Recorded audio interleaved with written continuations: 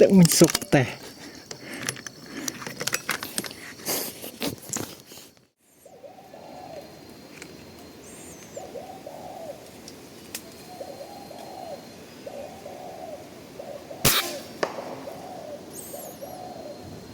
หมันตาบก็ว่าน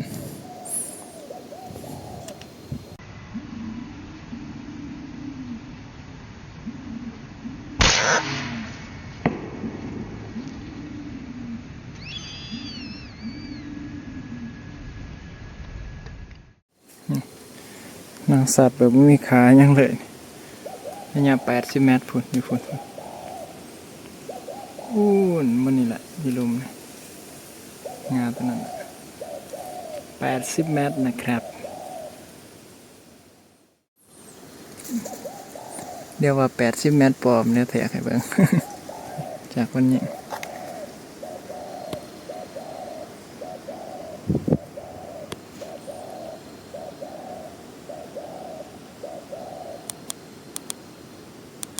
79 80นี่มันก็7นี่มันจับทั้งหน้านี่เนาะทั้งหลัง80 เมตรทันเลย80 เมตร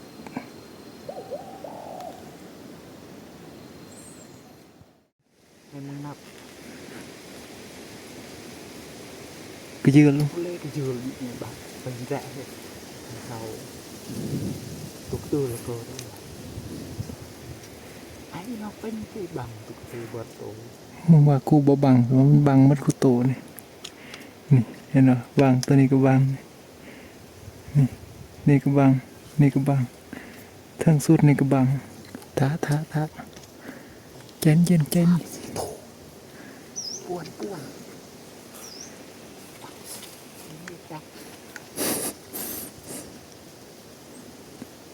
มันไปละยัง3เดี๋ยว4เนาะมันยิงตัวใดเนี่ยตีหมอนี่เด้ยิงตัวถึงสุดเด้อมึงยิงเด้อกูจะยิงตัวตามสุดเด้อนะหันมันติ่งเลยเขาตัวกูเด้ตั้งเอิกล่ะพาติให้มันอยู่ดีๆก่อนให้นับ1เอ้ยอย่าเผา1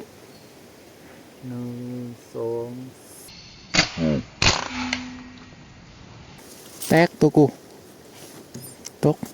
ไอ้เป็ดปันหมวนก่อนนานเยอะตกไว้ข้างหน้าแตก1บาทที่1ใส่ดูบาทที่2บาทที่3จึงตก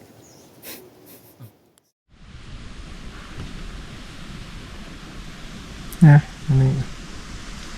มายิงนกอยู่ก็มาให้ก็มาแกงเลยทั้งขางเลยมียังมีแต่นก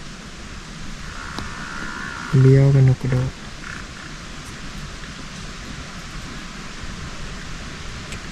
อันนั้นยังหลบไปเห็นนะโบสูทึกนี่นะกำลังได้18 ตัว12 ตัวแล้วอันนี้ก็2เนี่ยทารุณมันลงกันไปเลยตัวนี้ก็3 โมงนะนี่เลยติดตามมันลงกัน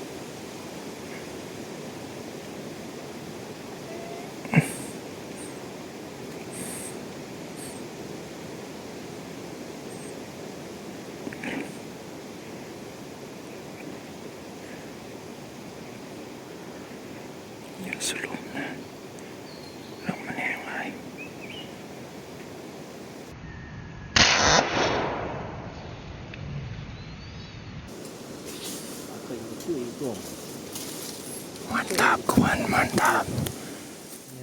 nhẹ nhẹ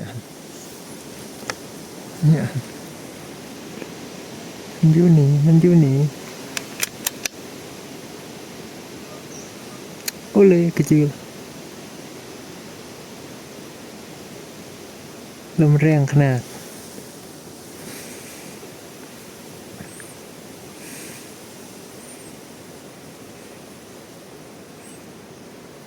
ลื่นkecil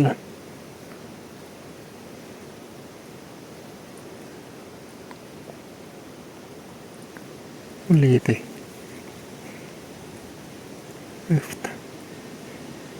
udah kesini lum ya fama na lum kecil yang kenapa kenapaแล้วมันอิ่มก่อนแล้วจะน้อยเนี่ย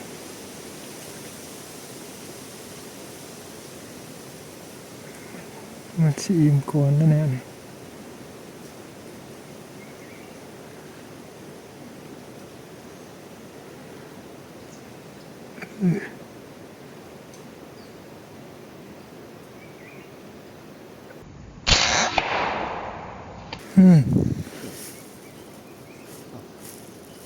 เล่นกันเลยตก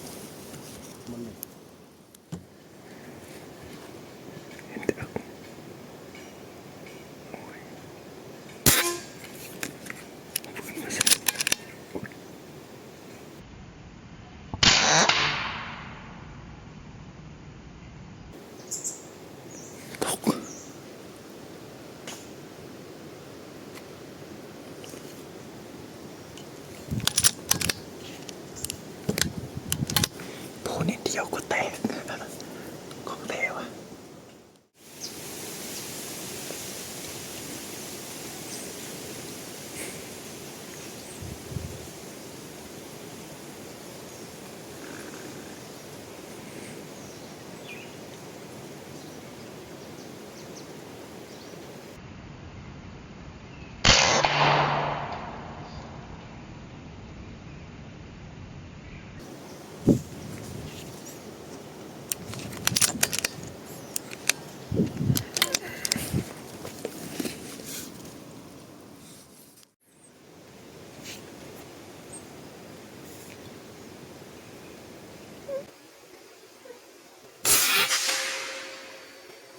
ปิ้งคักร้ายมา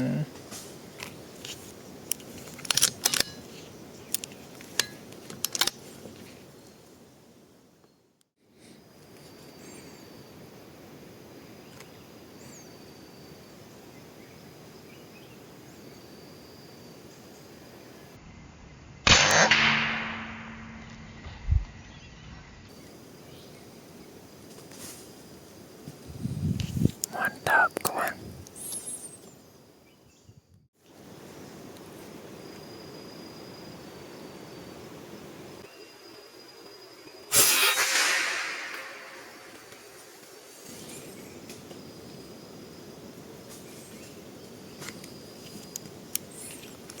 mantap kawan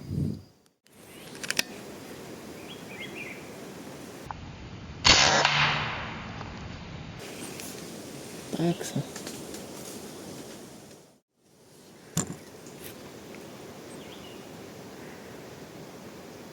Tan keluar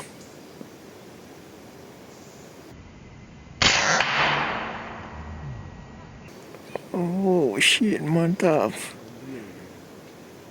kena lockยังขัง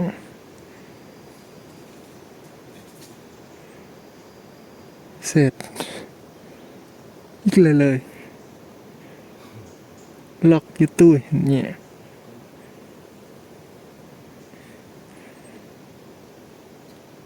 เสร็จ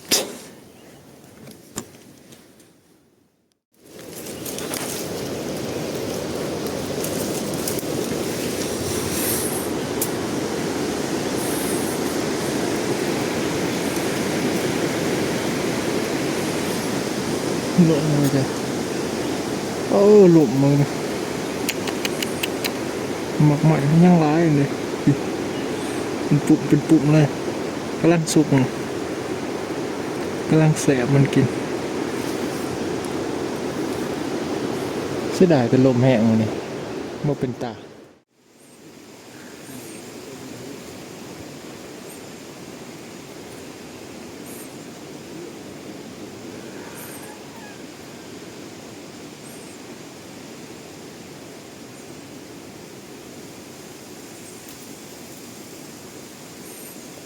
หยุดก่อนที่ว่าลมเนี่ย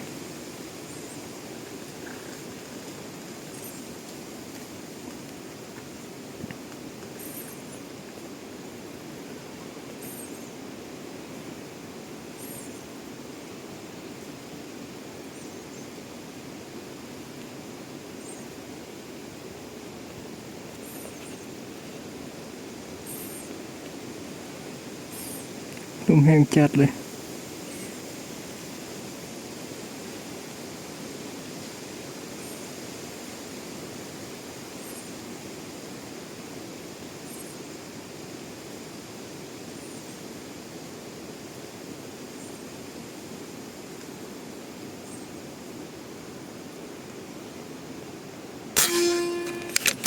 เกิดใส่ก่อน